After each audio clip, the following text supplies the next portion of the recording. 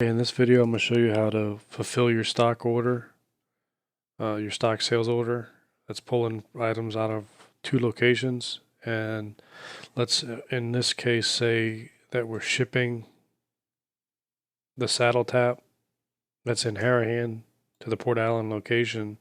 So when the customer picks up in Port Allen, let's do it the opposite way because we did the location Harahan. So this is our base location that we set up our sales order, and let's just say everything's shipping out, and we're going to ship it all out of Harahan since that's the way we set it up. So when we fulfill, you hit the fulfill button, and then you can only fulfill items from the same location at the same time. So these two items are in different locations. So we want to ship this item to Harahan. So we're going to check that button, and it's going to have 12, and we have the shipping, and we want to make sure this is right to where it's going to go. So this is going to time saver.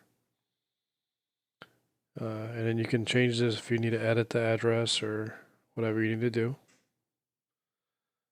And so once we have that set, we can go ahead and save it. And once we do that, we'll go to communications, create an email.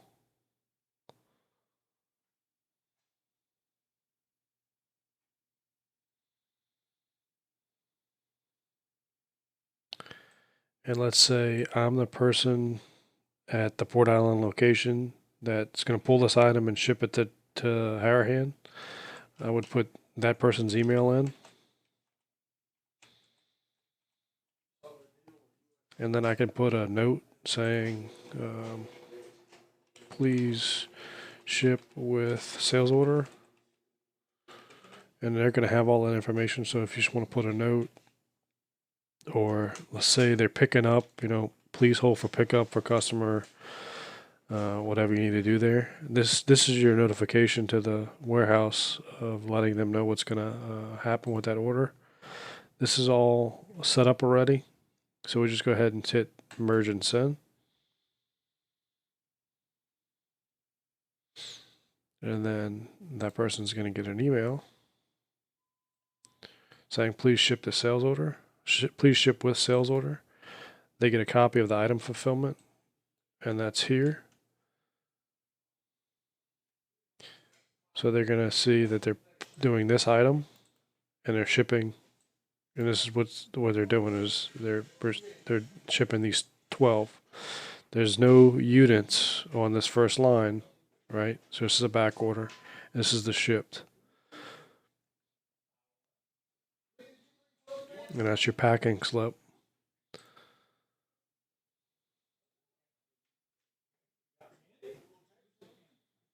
So that's all you need to do to notify the warehouse to pull your stock order.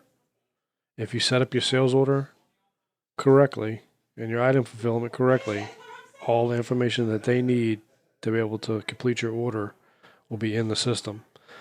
And you see how I sent the email through NetSuite? It recorded it in NetSuite.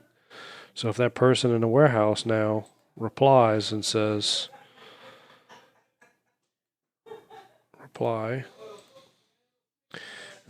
thanks, got it, will ship today, and they reply, they get an email on both their Outlook email and in NetSuite. So I'll go ahead and refresh this. See, then there was an email attached to the item fulfillment with that reply, which you can view here. Thanks, will ship today. And also in the Outlook email. So any communication through this email now that you generated in NetSuite is all going to be tied in NetSuite.